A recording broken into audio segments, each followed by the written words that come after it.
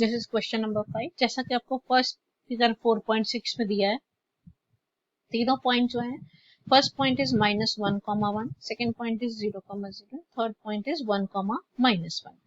आप तीनों point note down कर लीजिए। अब हमें लाइन सेलेक्ट करनी है कि किस लाइन के ऊपर ये पॉइंट होंगे।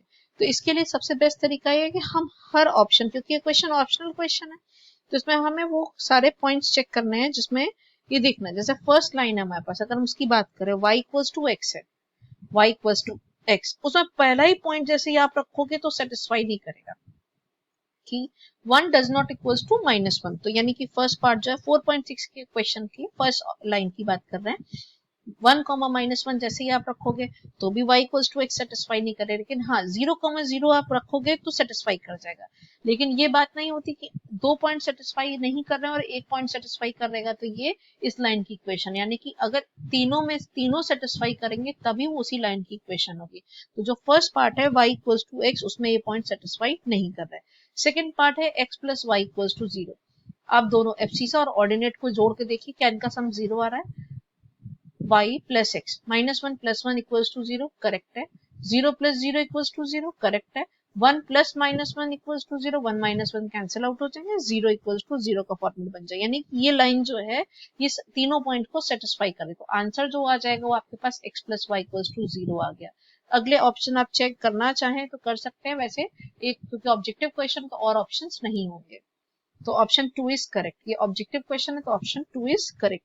सिमिलर क्वेश्चन एक्सरसाइज फिगर 4.7, इसमें जो हमें फिगर में पॉइंट्स दिए गए दैट इज -1,3, 0,2 एंड 2,0।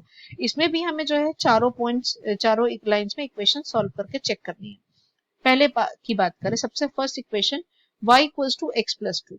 अब पॉइंट में चेक करिए, y = 2 यानी 3 = -1 + 2, 3 = -1 + 2, तो 3 डजंट इक्वल्स टू 1, यानी कि पहली वाली लाइन से सेटिस्फाई नहीं करता। जब पहला ही पॉइंट पहली लाइन से सेटिस्फाई नहीं करता तो हम दूसरे चेक भी नहीं करेंगे।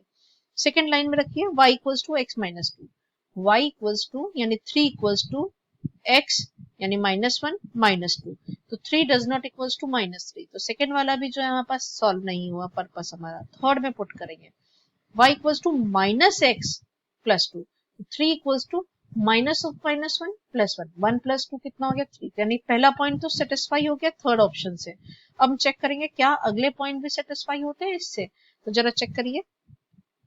0,2 यानी x की वैल्यू 0 डालेंगे तो y की वैल्यू 2 है, 2 = 0 + 2 यानी 2 = 2 का फॉर्मेट बन गया। अगला पार्ट चेक करना है 2,0, तो y की वैल्यू 0 है, 0 = -2 + 2, तो 0 = 0 बन गया, यानी कि यहाँ पे थर्ड लाइन जो है वो सेटिस्फाई कर रही है, तो ऑप्शन थर्ड इज करेक्ट। जैसा कि अभी हमने टैक्सी फेयर का क्वेश्चन किया था, आपके पास अगले दो क्वेश्चन भी उसी के ऊपर बेस्ड है। आप चाहो तो इनको एक बार ट्राई करेंगे। 3 क्वेश्चन, सॉरी 6, 7 और 8, अभी हमारे पास 3 क्वेश्चन है। 6 क्वेश्चन जो है that is based on 4 work done and force, जो आपने फिजिक्स में थोड़ा सा किया है उसी के ऊपर बेस्ड क्वेश्चन है। क्वेश्चन रीड कर देते हैं। If the work done by a body on the application is a constant force is directly proportional to the distance travelled by the body. क्या बोला गया है कि वर्क डन जो होता है किसी बॉडी के ऊपर जब हम लोग फोर्स अप्लाई करते हैं उसके डायरेक्टली प्रोपोर्शनल होता है। तो आपने क्लास 8 में भी किया है काम, वर्क डन और फोर्स के बारे में किया है। तो वर्क डन जो होता है वो F × D होता है, डिस्प्लेसमेंट के बराबर होता है। Work done equals to force × displacement, ये फॉर्मूला आपने किया हुआ है। यहाँ इसमें आगे बोला गया है express in the form of the equation in 2 variables, draw the graph of the same taking the constant force 5 unit। इसमें आपको फोर्स जो है वो 5 यूनिट कांस्टेंट बता दिया गया। और distance travelled by the body, उसमें दो ऑप्शन दिए, 2 यूनिट्स और 0 यूनिट्स पे कितना कितना वर्क डन होगा हमें बताना है। तो सबसे पहले इसको वर्क डन के लिए हमने यहाँ पे वेरिएबल ले लिया है W, और डिस्प्लेसमेंट के लिए हमने वेरिएबल ले लिया है D। तो वर्क डन जो होता है वो आपसे सबसे पहले बताया है प्रोपोर्शनल। प्रोपोर्शनल कुछ अल्फा जैसा सिंबल होता है। Work done is directly proportional to distance travelled. जब कभी भी हम प्रोपोर्शनलिटी को हटाते हैं तो यहाँ पे एक कांस्टेंट आएगा, प्रोपोर्शनलिटी हटाएंगे तो एक प्रोपोर्शनलिटी कांस्टेंट आएगा, W = K × D। ये थोड़ा सा यहाँ फिजिक्स का वर्क है, ये आपको समझना पड़ेगा कि वर्क डन इज प्रोपोर्शनल, ये सिंबल जो है प्रोपोर्शनल का है, प्रोपोर्शनल टू डिस्टेंस ट्रेवल्ड। तो जब प्रोपोर्शनलिटी कांस्टेंट आएगा वो कांस्टेंट आएगा W equals to K into d. K ले सकते हैं आप, M ले सकते हैं, कोई भी जो कांस्टेंट है F लेना चाहे F ले सकते हैं। यहाँ पे जो K है कांस्टेंट है। आपको बता दें जो कांस्टेंट है उसकी कांस्टेंट फोर्स उसकी यूनिट कितनी है 5। It is given in your question. तो work done equals to 5D। Work done equals to 5D। हमारे पास ये बनी linear equation in two variable. पहला वेरिएबल W है, दूसरा वेरिएबल D है। तो यहाँ पे जो आप x और y लिखते हैं ये आपके लिए y का काम कर रहा है, ये आपके लिए x का काम कर रहा है। जब आप इक्वेशन मेंशन करेंगे तो यहाँ x एक्सिस पे आगे यहाँ पे मार्क कर देंगे d और इस पे मार्क कर देंगे w। y एक्सिस पे आपको w मार्क करना है और x एक्सिस पे आपको d मार्क करना है। अब हम d की वैल्यूज डालेंगे, उसके करस्पॉन्डिंग w की वैल्यूज आ जाएंगी। सपोज डिस्प्लेसमेंट आपके पास 1 यूनिट का है तो W आपके पास वर्क डन कितना आएगा 5 यूनिट्स का। डिस्प्लेसमेंट आपके पास -1 का है तो वर्क डन कितना आएगा -5 का।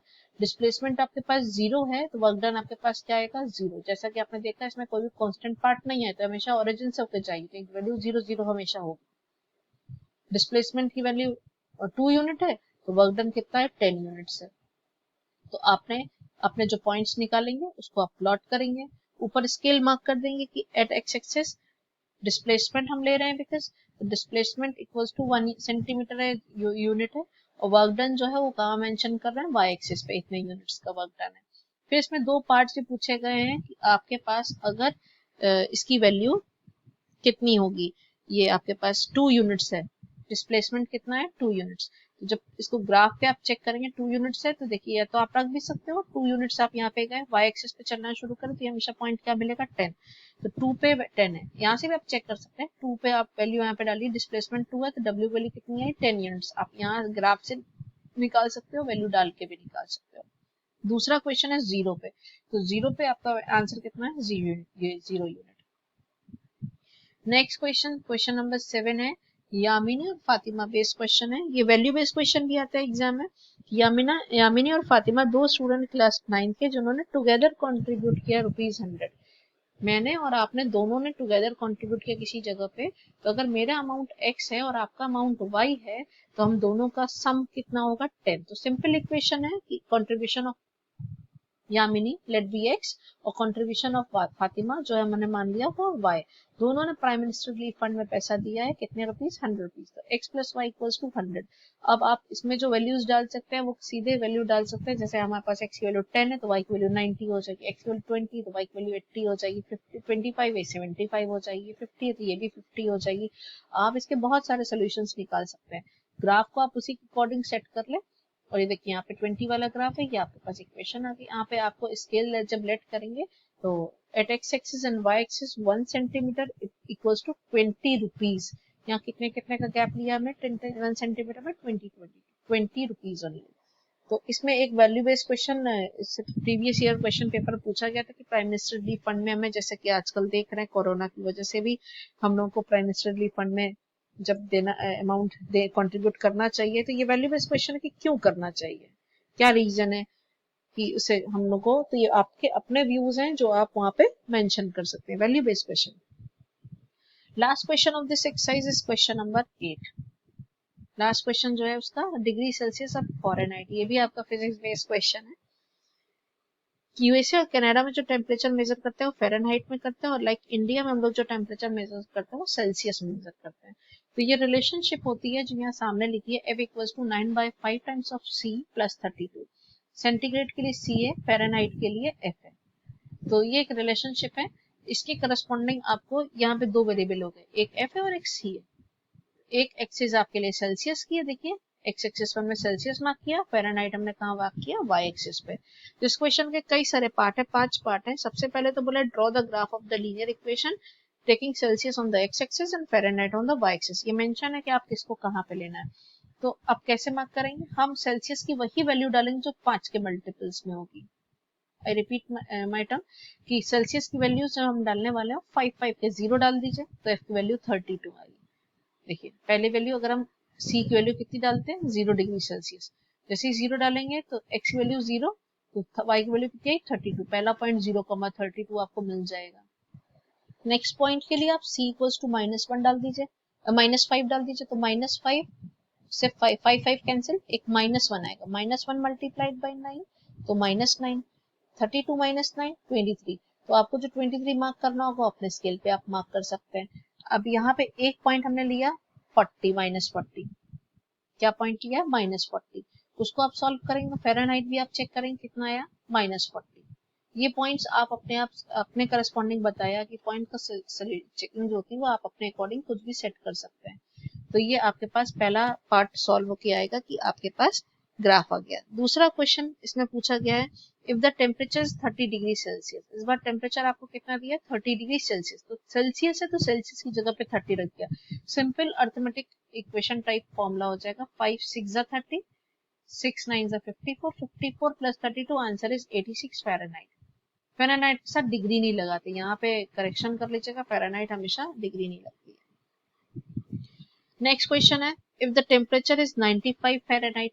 इस बार टेम्परेचर 95 फ़ारेनहाइट है तो फ़ारेनहाइट के प्लेस पे कितना रखेंगे 95, 9/5 times of c equals to 32। तो सबसे पहले 32 को ट्रांसपोज करके लेके जाइए 63 इक्वल्स टू 9/5, क्रॉस मल्टीप्लाई करेंगे सेंटीग्रेड कितना आ जाएगा 35।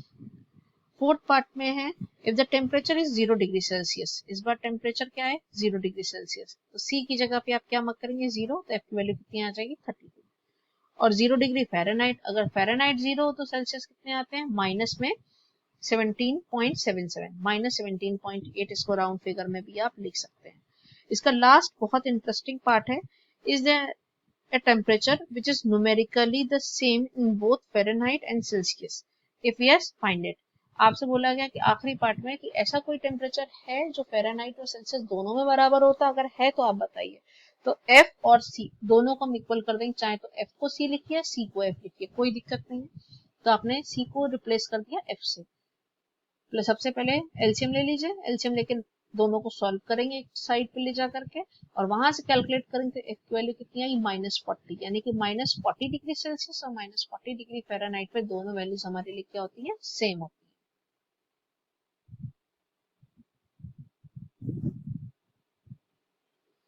अगली एक्सरसाइज हमारे पास जो है दैट इज 4.4। ये 2 वेरिएबल्स में है, 2 वेरिएबल को रिप्रेजेंट करना है, एक लीनियर में भी 1 वेरिएबल में भी करना है और 2 वेरिएबल में भी रिप्रेजेंट करना है। तो ये हम लोग कल करेंगे, आज आप इतना काम कंप्लीट करेंगे। Thank you.